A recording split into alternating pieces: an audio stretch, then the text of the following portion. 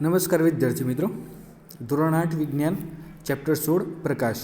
મિત્રો, આ ચેપ્ટર આપણા માટે ખૂબ જ અગત્યનું છે. 10મા ધોરણની અંદર પ્રકાશ વિશે આપણે ડિટેલની અંદર અભ્યાસ કરવાનો આવે છે. તો મિત્રો, અત્યારે આની અંદર આપણે મતલબ કે પાયાનું જ્ઞાન આની અંદર 8મા ધોરણની અંદર આપણે છે. તો આપણે બધા ટોપિક સરસ રીતે સમજીશું, બરાબર. પ્રકાશના પરાવર્તનના નિયમો છે, વક્રીભવનના નિયમો છે, તો એ બધું સરસ રીતે સમજીશું તો આગળ આપણને તકલીફ નહીં પડે, બરાબર. તો મિત્રો, જોઈએ આજે આપણે પ્રકાશના જે પરાવર્તનના નિયમો છે, પરાવર્તન કેવી રીતે થાય છે એટલું જ સમજીશું આપણે, બરાબર. તો જોઈએ, પ્રકાશ દુનિયાની આપણે મુખ્યત્વે આપણી ઇન્દ્રિયોથી ઓળખીએ છીએ. ઇન્દ્રિયોમાં દ્રષ્ટિ એક સૌથી મહત્ત્વપૂર્ણ ઇન્દ્રિય છે. તેની મદદથી આપણે પર્વતો, નદીઓ, વૃક્ષો, છોડ, ખુરશીઓ, મનુષ્યો અને આપણી આસપાસની બીજી ઘણી બધી વસ્તુઓ જોઈ શકીએ છીએ. આપણે વાદળો, મેઘધનુષ્ય અને આકાશમાં ઉડતા પક્ષીઓ પણ જોઈ શકીએ છીએ. રાત્રિના સમયે આપણે ચંદ્ર અને તારાઓ જોઈએ છીએ. તમે આ પાના પર છાપેલા શબ્દો અને વાક્યો જોવા સક્ષમ છો. તો મિત્રો, આપણું આંખ છે, તો આપણી આંખ એ એવું કુદરતી ઉપકરણ છે કે જેના દ્વારા આપણે આ દુનિયાને જોઈ શકીએ છીએ, બરાબર. તો જો આંખ ના હોય તો આપણે દુનિયાને જોઈ શકીએ નહીં. વસ્તુઓ શાના લીધે દ્રશ્યમાન થાય છે? તો મિત્રો, હવે આપણે પ્રશ્ન થાય કે આપણે આંખ તો છે, બરાબર, પરંતુ આ વસ્તુઓ આપણને ખરેખર દ્રશ્યમાન થાય છે તો એ શેના કારણે થાય છે? શું એની અંદર આંખ એકલો જ ભાગ ભજવે છે? તો ના. તો મિત્રો, આની અંદર કેવું હોય છે, તો જ્યારે ધારો કે બંધ ઓરડો હોય, બરાબર, તો બંધ ઓરડામાં કોઈ જ પ્રકારનો પ્રકાશ ના હોય, અંધકારમય હોય, આપણે આંખ ખુલ્લી રાખીએ તો પણ આપણને કંઈ દેખાતું નથી. પરંતુ જો એ ઓરડાની અંદર પ્રકાશ આવે તો આપણને વસ્તુઓ દ્રશ્યમાન થાય છે. તો મિત્રો, આ જે વસ્તુઓ છે, પદાર્થો છે, તો આપણને દ્રશ્યમાન કેવી રીતે થાય છે? તો મિત્રો, એક વસ્તુ યાદ રાખવાની કે એની અંદર પ્રકાશનું જે પરાવર્તન છે, એ પરાવર્તનનો જે નિયમો છે, બરાબર, અને એ પરાવર્તન અગત્યનો ભાગ ભજવે છે. તો મિત્રો, સૌપ્રથમ તમે ધારો કે તમારી આગળ એક પુસ્તક છે, તો તમે એ પુસ્તકને તમે જોઈ શકો છો. તો એ શાના આધારે જોઈ શકો છો? તો જ્યારે સૂર્યમાંથી પ્રકાશનું કિરણ અથવા તો કોઈ ઉપકરણ હોય સાદું, તે ઉપકરણમાંથી પ્રકાશનું કિરણ જ્યારે એ પુસ્તક ઉપર આપાત થાય અને પછી ત્યાંથી પરાવર્તન થઈને તમારી આંખમાં પ્રવેશે ત્યારે તમે એ વસ્તુને જોઈ શકો છો અથવા તો એ પુસ્તકને તમે જોઈ શકો છો. તો મિત્રો, આ જે પ્રકાશનું કિરણ પુસ્તક ઉપરથી આપાત થયું અને ત્યાંથી અથડાઈને પાછું ફર્યું અને આપણી આંખમાં પ્રવેશ્યું, તો એ જે ઘટના બની આખી, તો એ કઈ ઘટના કહેવાય છે? પરાવર્તનની ઘટના કહેવાય છે. તો આ પરાવર્તનની ઘટનાથી જ આપણે આ દુનિયાની તમામ વસ્તુઓ જોઈ શકીએ છીએ. આપણને દુનિયાની તમામ વસ્તુઓ દ્રશ્યમાન થતી હોય છે. તો શું તમે ક્યારે વિચાર્યું છે કે આપણે વિવિધ વસ્તુઓને કેવી રીતે જોઈ શકીએ છીએ? તમે કહી શકો કે આપણે વસ્તુઓને આંખેથી જોઈ શકીએ છીએ, પરંતુ શું તમે અંધારામાં કોઈ વસ્તુને જોઈ શકો છો? તો ના, આપણે અંધારામાં કોઈ વસ્તુને જોઈ શકતા નથી. તો તેનો અર્થ એ થાય કે માત્ર આંખો દ્વારા કોઈ વસ્તુ જોઈ શકાતી નથી. જ્યારે પદાર્થમાંથી આવતો પ્રકાશ આપણી આંખમાં પ્રવેશે ત્યારે જ આપણે વસ્તુ જોઈએ છીએ. આ પ્રકાશ વસ્તુઓ દ્વારા પરાવર્તિત થયેલો હોય અથવા તેમાંથી ઉત્સર્જિત થયેલો હોય છે. ધોરણ 7માં તમે શીખ્યા છો કે પોલિશ કરેલી કે ચકચકિત સપાટી એક અરીસાની જેમ વર્તે છે. અરીસો તેના પર આપાત થતા પ્રકાશની દિશા બદલે છે. તમે કહી શકશો કે સપાટી પર આપાત થતો પ્રકાશ કઈ દિશામાં પરાવર્તન પામશે? ચાલો આપણે જોઈએ. તો જોઈએ આપણે પરાવર્તનના નિયમો. તો અરીસા પર અથડાયા એટલે કે આપાત થયા પછી પ્રકાશનું કિરણ અન્ય દિશામાં પરાવર્તિત થાય છે. પ્રકાશનું જે કિરણ કોઈ સપાટી પર અથડાય તેને આપાત કિરણ કહે છે. તો મિત્રો, યાદ રાખવાનું કે આપાત કિરણ કોને કહેવાય?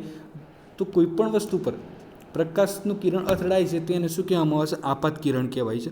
અને પછી જે કિરણ સપાટી પરથી પરાવર્તન પામીને પાછું ફરે તેને શું કહેવાય?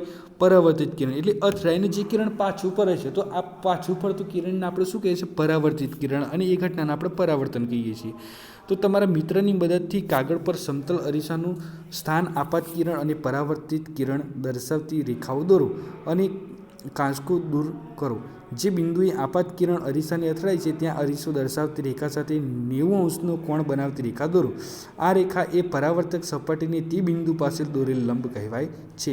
લંબ અને આપાત કિરણ વચ્ચેના કોણને આપાત કોણ તથા લંબ અને પરાવર્તિત કિરણ વચ્ચેના કોણને પરાવર્તન કોણ કહે છે.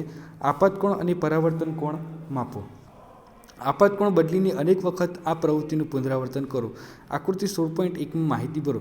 તો મિત્રો, આ તમારે પ્રવૃત્તિ ઘરે કરવાની છે બધાએ, બરાબર. આ રીતે તમારે દોરવાનું છે. પછી જુઓ, અને આ જે કોઠો છે એ કોઠાની અંદર તમે વિગતો ભરજો. પછી જુઓ, શું તમે આપાત કોણ અને પરાવર્તન કોણ વચ્ચે કોઈ સંબંધ જુઓ છો? શું તેઓ લગભગ સમાન છે? તો હા. હવે મિત્રો, અહીં તમે આ પ્રવૃત્તિ કરશો ને તો આપાત કોણ અને પરાવર્તિત કોણ છે તો એ બંને કોણ કેવા છે? સરખા છે, એટલે બંને ખૂણાઓ સરખા છે. આપાત કોણ અને પરાવર્તન કોણ હંમેશા સમાન જોવા મળે છે. આને પરાવર્તનનો નિયમ કહેવાય છે. ચાલો આપણે પરાવર્તન પર અન્ય પ્રવૃત્તિ કરીએ. તો બીજી એક પ્રવૃત્તિ છે મિત્રો.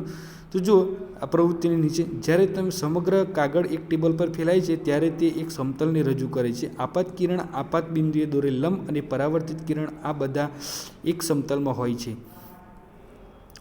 જ્યારે તમે કાગળને વાળો છો ત્યારે તમે આપાત કિરણ અને લંબ જેમાં રહેલા છે તે સમતલ કરતાં અલગ સમતલ બનાવો છો. પછી તમને પરાવર્તિત કિરણ દેખાતું નથી. તે શું સૂચવે છે? તે સૂચવે છે કે આપાત કિરણ આપાત બિંદુએ સપાટીને દોરેલ લંબ અને પરાવર્તિત કિરણ ત્રણેય એક જ સમતલમાં હોય છે. આ પરાવર્તનનો બીજો નિયમ છે. ટોર્ચના પ્રકાશના ઉદ્ગમ તરીકે લેવાને બદલે સૂર્યને પ્રકાશના ઉદ્ગમ તરીકે લઈ પહેલી અને બુજ્જોએ વર્ગખંડની બહાર ઉપરની પ્રવૃત્તિ કરી તમે પણ સૂર્યને પ્રકાશના ઉદ્ગમ તરીકે લઈ શકો છો. તો મિત્રો અહીં આપણે જે તારણો છે તો જુઓ, બુજોએ યાદ કરી કે ધોરણ 7માં તે સમતલ અરીસા વડે રચાતા વસ્તુના પ્રતિબિંબ વિશે થોડા ગુણધર્મો ભણ્યો હતો. તે ગુણધર્મો યાદ કરાવવા પહેલીએ પૂછ્યું. તો પહેલું છે, શું પ્રતિબિંબ સીધું હતું કે ઉલટું? તો મિત્રો અહીં ખાસ યાદ રાખવાનું કે સમતલ અરીસો હોય, સમતલ અરીસો એટલે આપણે ઘરની અંદર સામાન્ય ભાષામાં આપણે દર્પણ કહીએ છીએ, બરાબર? તો એ એક પ્રકારનો સમતલ અરીસો છે. તો એ સમતલ અરીસાની અંદર તમે તમારું પ્રતિબિંબ જુઓ છો ત્યારે એ તમને કેવું દેખાય છે? તો સીધું દેખાય છે, અથવા તેને ચત્તું પ્રતિબિંબ પણ કહી શકાય. પછી બીજું છે, શું તે વસ્તુના કદ જેટલા જ કદનું હતું? તો મિત્રો તમે અરીસાની અંદર જુઓ છો ત્યારે તમારું જેટલું કદ હોય એટલું જ અરીસાની અંદર કદ હોય છે, એટલે સમતલ અરીસાની અંદર મળતું પ્રતિબિંબ છે તો એ વસ્તુના કદ જેટલું જ હોય છે. પછી ત્રીજું છે, અરીસા આગળ જેટલા અંતરે વસ્તુ હતી તેટલા જ સમાન અંતરે અરીસાની પાછળ પ્રતિબિંબ દેખાતું હતું? તો હા, જેટલા અંતરે તમે અરીસાની આગળ ઊભા છો એટલા જ અંતરે અરીસાથી એટલા જ અંતરે પ્રતિબિંબ રચાતું હોય છે. ધારો કે તમે અરીસાથી 10 સેન્ટીમીટર અથવા તો 1 મીટર દૂર ઊભા છો તો તમારું પ્રતિબિંબ અરીસાથી 1 મીટર અરીસાની અંદર એટલે કે પાછળ દેખાશે. તો બીજું કે શું પ્રતિબિંબ પડદા પર મેળવી શકાતું હતું? તો હવે તમારું જે પ્રતિબિંબ અરીસાની અંદર રચાય છે તો એ પ્રતિબિંબ પડદા પર મેળવી શકાતું નથી, માટે એને આભાસી પ્રતિબિંબ કહેવાય છે, બરાબર? તો તમે યાદ કરી શકો છો કે અરીસા દ્વારા રચાતા પ્રતિબિંબના વસ્તુનો ડાબો ભાગ જમણી બાજુ અને જમણો ભાગ ડાબી બાજુ દેખાય છે. આ ઘટનાને પાર્શ્વ વિક્રમ કહે છે. તો મિત્રો એક વસ્તુ તમે નોટ કરી હશે કે તમે જ્યારે અરીસાની આગળ ઊભા છો ત્યારે તમારો ડાબો હાથ એ તમને જમણો લાગશે અને જમણો હાથ તમને ડાબો લાગશે. તો એને શું કહેવામાં આવશે? પાર્શ્વ વિક્રમ કહેવાય છે. પાર્શ્વ એટલે કે બાજુઓ. તો એ બાજુઓ તમને ઉલટાયેલી દેખાશે, બરાબર? હવે નેક્સ્ટ આવે છે નિયમિત અને અનિયમિત પરાવર્તન. હવે નિયમિત અને અનિયમિત પરાવર્તન એટલે શું? તો આની અંદર કેવું છે? બે પ્રકારના પરાવર્તન છે, નિયમિત પરાવર્તન અને અનિયમિત પરાવર્તન. હવે જ્યારે પ્રકાશના કિરણો એક ખરબચડી સપાટી પર આપાત થાય, બરાબર? હવે પ્રકાશના કિરણો સમાંતર લેવાના છે આપણે. તો એ સમાંતર પ્રકાશના કિરણો લઈશું ત્યારે એ લીસી કે સમતલ સપાટી, એકદમ લીસી ચકચકિત સપાટી પર આપાત થાય ત્યારે એનું પરાવર્તન કેવું થશે? તો એ જે પરાવર્તન થાય છે તો એ પરાવર્તિત કિરણો સમતલ હશે. બધા કેવા હશે? સમતલ હશે, એકબીજાના સમાંતર હશે. પરંતુ એ જે પ્રકાશના કિરણો છે એટલે કે પ્રકાશના સમાંતર કિરણો તમે ખરબચડી સપાટી પર આપાત કરશો ત્યારે પરાવર્તિત કિરણો એકબીજાને સમાંતર નહીં હોય, એ અસમાંતર હશે, બરાબર? તો આ જે સમાંતર કિરણો મળે છે પ્રતિબિંબની અંદર, તમને સમાંતર કિરણો મળે છે તો એને કેવું પરાવર્તન કહેવામાં આવે છે? નિયમિત પરાવર્તન કહેવામાં આવે છે. પરંતુ આ જે તમને બીજી ઘટનાની અંદર તમને ખરબચડી સપાટી પર આપાત કરતાં તમને અસમાંતર કિરણો મળે છે તેને શું કહેવામાં આવે છે? અનિયમિત પરાવર્તન કહેવાય છે. આકૃતિની અંદર જુઓ, તમને ખરબચડી સપાટી પર આપાત કિરણો આપ્યા છે તો એ આપાત કિરણોનું પરાવર્તન થાય છે. તો જો આકૃતિમાં તમે જોઈ શકો છો ત્યારે એ પરાવર્તિત કિરણો અસમાંતર રહેશે. જ્યારે નીચેની આકૃતિ જો 16.8ની અંદર, તો એની અંદર તમે આપાત કિરણો સમાંતર પસાર કરો ત્યારે પરાવર્તિત કિરણો તમને બ્લુ કલરના દેખાય છે તો કેવા છે? એકબીજાને સમાંતર છે, તો એને નિયમિત પરાવર્તન કહેવાય છે, બરાબર? તો આ હતું આપણે નિયમિત અને અનિયમિત પરાવર્તન. હવે આપણે નેક્સ્ટ ટોપિક આવે છે